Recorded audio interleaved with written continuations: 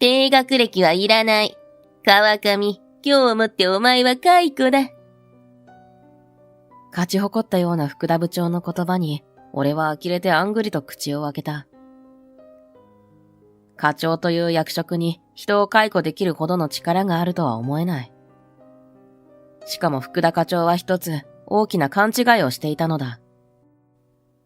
人間、学歴が全てではない。課長にはそのことを今一度理解してもらわなければならない。俺の名前は川上康介。高校卒業と同時にこの食品会社で働き始め、もう15年になる。俺が大学に行かなかったのにはある理由があった。というのも、一つ下の弟が有名な美術大学を志望したのだ。美大にはお金がかかる。俺の学費と弟の学費、両方を賄えるお金はなかったらしく、両親は頭を抱えていた。そんな状況を鑑みて、俺は進学ではなく就職の道を選んだのだ。もとより頭もいい方ではない。さらに俺は弟ほどやりたいことを見つけられないでいた。憧れがなかったといえば嘘になるが、俺にとって大学は弟の夢を潰してまで通いたい場所ではなかったのだ。それに弟のことは大切に思っており、兄として弟の幸せに貢献したい気持ちも大きかった。自分が適当な大学に進学するより、弟が美大に進学することの方がよっぽど嬉しかったのだ。結局、遠慮する弟をなだめ、俺は今の食品会社の内定を勝ち取った。それ以来、ずっとこの会社に勤めている。俺としては15年間、特に不満もなく充実した日々を過ごせていると感じている。大卒の人よりも給料は低いだろうが、特に困ったこともなかった。ただここ数ヶ月、俺はこの会社に勤めて初めての困難に遭遇しているのだった。おい、お前、まだ仕事終わってないのか？ある日のオフィス。いつも通りパソコンと向き合っていたさなか、そんな嫌みったらしい声にハッとして顔を上げた。見れば、福田課長が後輩の山本のデスクを覗き込みつつ、盛大にため息をついているところだった。まだって、これ、1時間前に課長がいきなり回してきた仕事じゃないですか。不満そうな山本を馬鹿にするように、福田課長は鼻を鳴らす。1時間もあったんだろ？なのに終わらないなんて、やっぱりエフランは使えねえな。呆れたようなその声に、山本は眉間のシワを深くした。二人の間に流れる険悪なムードに、俺は慌ててデスクを立つ。最近、俺の頭を悩ませていること。それは他でもない、この福田課長だった。福田課長は3ヶ月前、課長に就任した28歳の男だった。どうやら彼は専務の息子らしく、そのおかげもあってスピード出世を果たしたようだった。そんな福田課長は自分の学歴に相当な自信を持っているらしい。福田課長、手が空いたんで俺も手伝いますよ。二人でやったらすぐ終わりますから。勤めてにこやかな雰囲気で、俺は福田課長と山本の間に割って入った。低学歴2人が集まっても、できることはたかが知れてるとは思うけどね。できるだけ穏便に済ませようと思ったのだが、俺のことが気に入らないのだろう。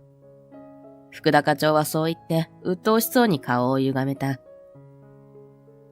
そう、福田課長の困ったところは、この学歴主義だった。自分の経歴に自信を持っているだけならよかったのだが、どうも福田課長は自分より学歴が下の人間を認めたくないようだった。学歴の低い社員には無理な仕事を割り振ったり、喧嘩腰で話しかけたりと、やりたい放題なのだ。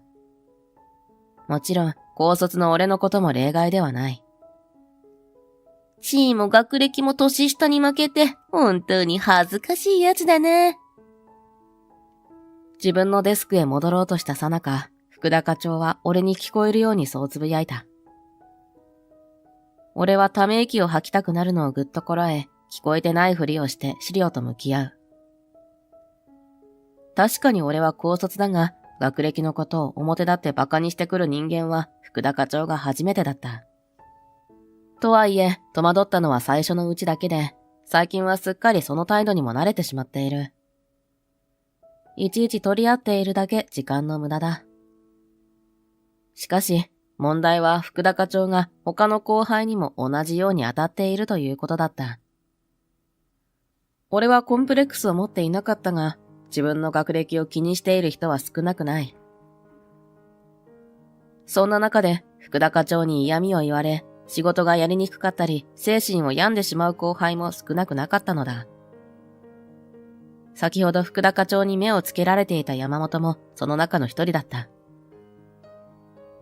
何をやっても学歴を理由に馬鹿にされて、本当にもうどうすればいいかわからなくて。その日の昼休み、昼ご飯に誘ってみれば、案の定、山本はがっくりと肩を落としていた。山本は数年前に入社してきた24歳の俺の後輩だ。まっすぐな性格で仕事にも意欲のあるいい後輩だ。ただ、ごまかしのない性格のせいで、こうして悩むことも多いようだった。お前の頑張りは俺が一番わかってるよ。課長にも俺から言ってみるから、とりあえず不満は全部俺に吐いとけ。明るい声で励ましつつも、うなだれる山本を見て胸が痛む。山本はいつも一生懸命で、誰がどう見てもいいやつだ。にもかかわらず、学歴を馬鹿にされて本領を発揮できないのはあまりにももったいない。福田課長が自分の学歴に自信を持つのは一向に構わない。100歩譲って、俺のように学歴に対してそこまで思い入れのない人を馬鹿にするのならまだ理解できる。ただ、山本のように頑張っている人の人生にまで学歴を持ち出し、ケチをつけるのは到底納得いかなかった。ありがとうございます。先輩がそう言ってくださるから俺、頑張れますよ。少しは元気を取り戻してくれたのか、山本は俺の言葉に弱々しく笑った。その様子に少しほっとしつつ、やはり福田課長のことをどうにかしなければと俺は奥歯を噛み締めた。そんなある日のこと。朝礼で新商品開発の社内コンペを開催することが告げられた。テーマはインスタント食品で、この会社に属している人ならどの部署でも参加できるらしい。さらにコンペで1位を勝ち取れば商品化されるとのことだった。なんとも太っ腹な企画だが、この話を聞いて一番に目を輝かせたのは山本だった。俺、考えてたものがあるんです。山本はそう言って意気揚々と俺に考えていた商品を話してきた。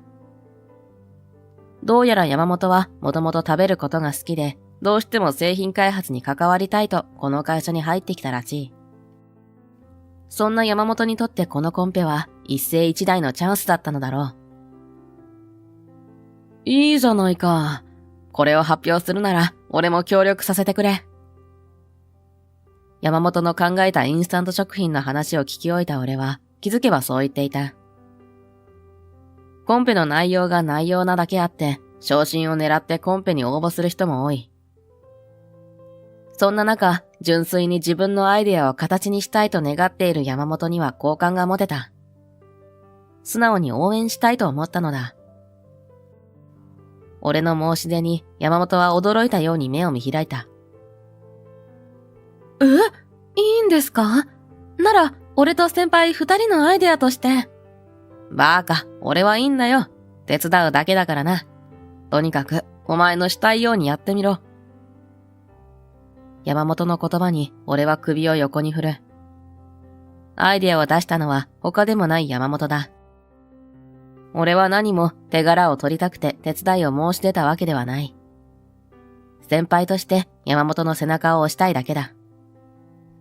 たとえ俺の実績にならなくとも山本の頑張りが報われたらいいと思った。先輩、ありがとうございます。俺、頑張ってみます。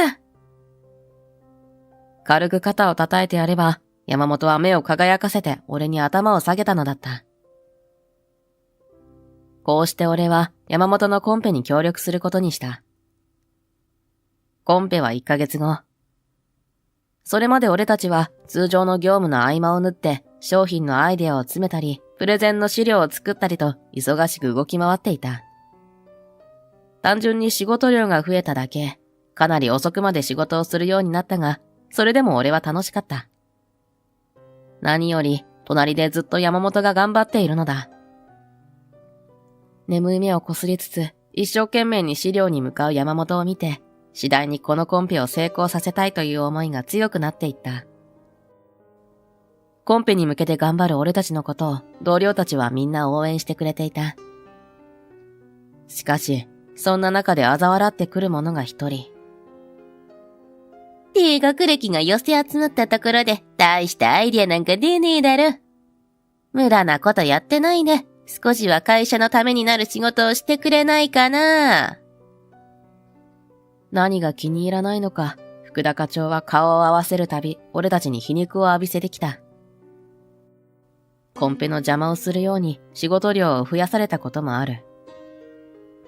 ただ、福田課長に何をされようと、俺と山本の熱意は消えなかった。むしろ見返してやるという気持ちで、山本と俺はコンペに向かって全力を出していた。そして、コンペを明日に控えた夜。夜遅くにお疲れ様です。これコーヒーです。俺と山本が会社に残って最終確認をしていた時、社長の秘書であるあかりさんがコーヒーを持ってオフィスに現れた。あかりさんは美人な秘書として社内ではちょっとした有名人だった。その気遣いもピカイチで、こうして夜遅くまで仕事をしていると、平社員の俺たちにまで飲み物を差し入れてくれるほどだ。お礼を言ってコーヒーを受け取り、去っていくあかりさんの後ろ姿をぼんやり見る。コーヒーを差し入れるのはきっと俺に限った話ではないのだろう。ただ、あかりさん自身も遅くまで働いているにもかかわらず、こちらを気遣ってくれる優しさが嬉しかった。先輩、顔赤いですよ。もしかして彼女のこと気になってたりするんですか？そんな俺を見て山本は少し茶化すようにしてそう話しかけてくる。俺はハッとしてごまかすように山本の背中を叩いた。バカ言え。ほら、明日頑張ってこいよ。景気づけるようにそう言うと、山本は屈託ない笑顔を見せたのだった。そして翌日、コンペが開催された。応募したのは山本を含めて7名。俺は観客としてハラハラしながら山本の発表を見ていたが、山本は特にミスもなく堂々と商品を紹介した。しかし、頑張ったのは山本だけではない。山本以外の商品も完成度が高く、コンペは大いに盛り上がった。そして最後、いよいよ結果発表となり、審査員が結果を読み上げた。優勝は、山本さんのシーフードラーメンです。途端、壇上の山本の表情がパッと明るくなった。そう、努力の末、山本は見事優勝を果たしたのだ。おめでとう、やったな。ありがとうございます。これも先輩のおかげです。嬉しさのあまり、結果発表が終わった後、俺は一目散に山本に掛け合って声をかけた。山本も相当嬉しかったのだろう。山本は瞳を軽く潤ませつつ、大げさに頭を下げた。そんな謙虚な山本に、お前の力でやり遂げたのだと褒めようとして、俺は口を開いた。しかし、その時、こんなもんで優勝したって学歴は変わらねえのにな。低学歴は低学歴のまんまだぞ。冷たい声にハッとして振り返る。案の定、そこには不服そうな顔をした福田課長が立っていた。どこまでも俺たちを馬鹿にしたようなその声に思わず眉間にシワが寄る。いつもなら受け流すところだが、今回ばかりはそうはいかなかった。山本の頑張りを否定されたようで腹が立ったのだ。俺は福田課長の前に立ち、静かに口を開いた。そう言うなら、課長もコンペに出たらよかったじゃないですか。あなたが何と言おうと優勝したのは山本なんですから。まさか言い返されるとは思っていなかったのだろう。俺の言葉に一瞬驚いた後、福田課長は不機嫌そうに舌打ちをした。いくら1位でもエフランのアイデアなんてたかが知れてるだろ。高卒が関わってるならなおさらね。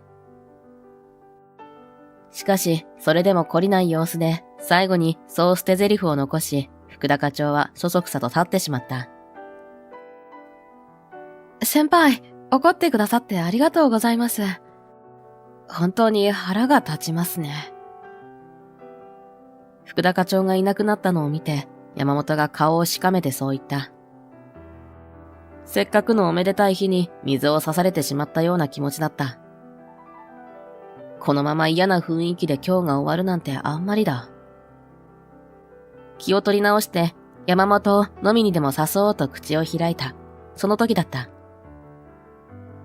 失礼します。ガチャリとオフィスの扉が開いた。振り向いてみると、そこにいたのは秘書のあかりさんだった。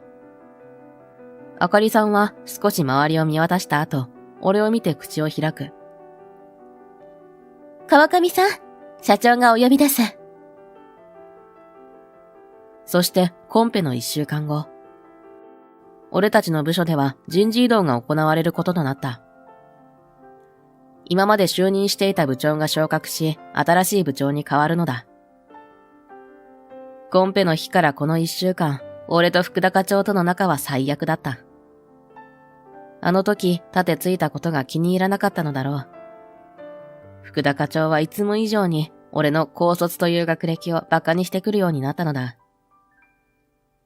さらに、いつもの嫌味だけでなく、仕事量を増やしたりと嫌がらせもヒートアップしてくるものだから正直困っていた。今回人事異動で環境が変わることを機会に福田課長との関係も改善に向かうといいのだが、そんなことを思いつつ俺はいつものオフィスへと足を運んだ。しかし扉を開けた途端、オフィスがざわついていることに気がつく。先輩！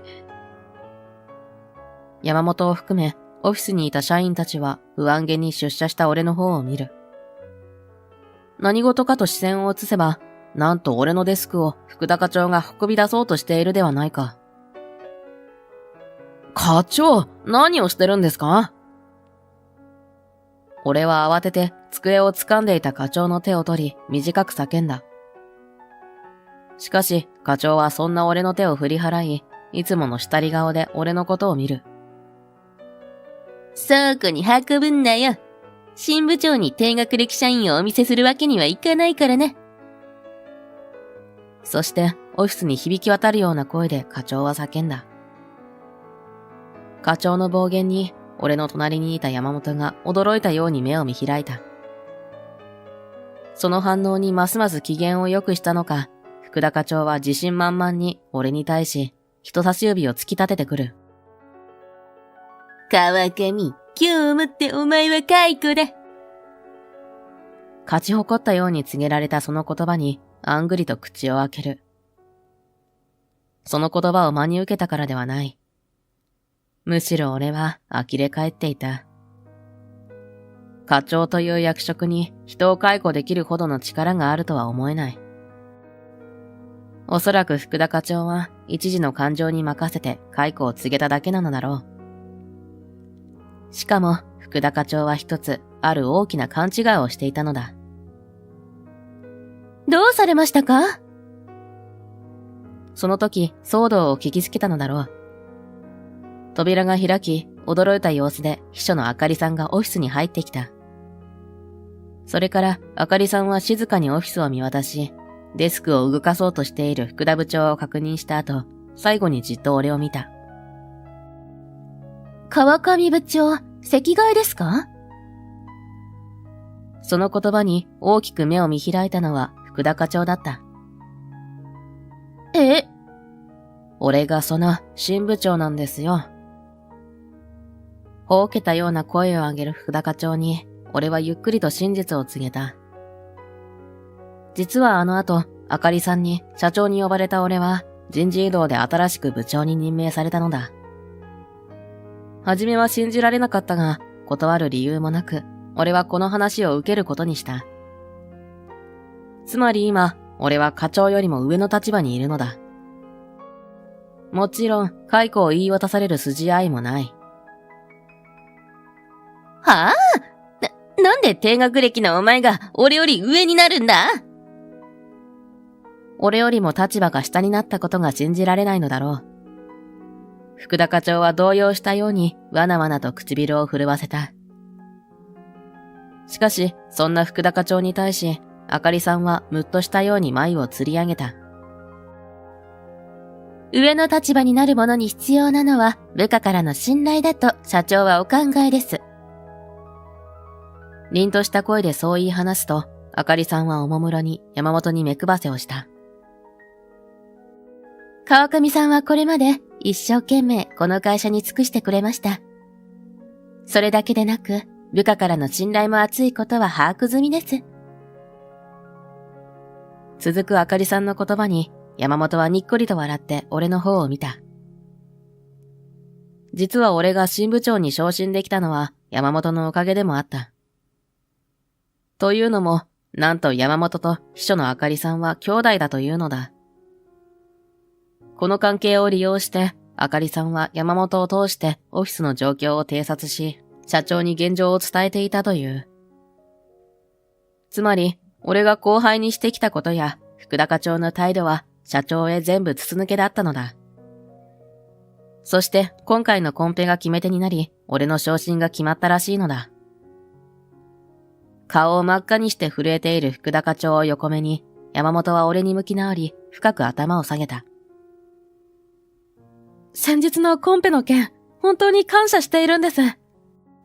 俺は何があっても先輩、いや、川上部長に一生ついていくつもりなので。山本の言葉に、じんと胸が温かくなる。これまでの人生で、俺は縁の下の力持ちとして頑張ってきた感覚があった。自分の人生にもかかわらず、なんとなく自分は人を支える側だと思い込んでいる節があったのだ。もしかしたら心のどこかで俺は学歴のことも気にしていたのかもしれない。しかし今、こうして俺は認められ、温かい言葉で祝福されている。縁の下の力持ち、脇役だなんてとんでもない。俺を見てくれていた人はこんなにもたくさんいたのだ。福田課長、この声を聞いてもまだ彼が部長にふさわしくないと思うのでしょうか？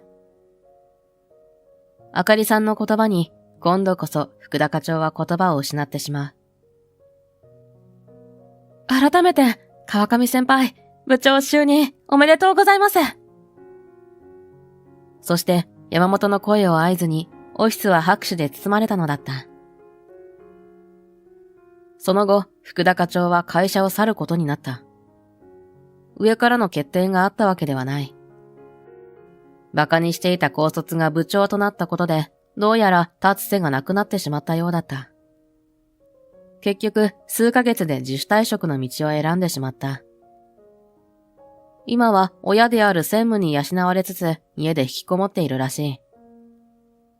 一方、俺はというと、部長に昇進しただけではなく、なんと、あかりさんとお付き合いをさせてもらうことになった。というのも驚くことに、あかりさんは少し前から俺のことを気に入ってくれていたらしい。コーヒーの差し入れにも、実はそういった意味が含まれていたのだという。夜遅くまで頑張ってる素敵な人がいるって相談受けてたんですよ。あかりさんとのお付き合いが決まった後、山本はそう言って俺の肩をこづいてきた。やはり見てくれている人は見てくれているのだ。今は山本の新商品を世に出すべく部署全体で忙しく動いている。この幸せは俺だけの力で勝ち取ったものではない。俺が誰かの力になったように、誰かも俺の力になってくれているのだ。人の大切さを忘れず、俺はこれからも精進していきたい。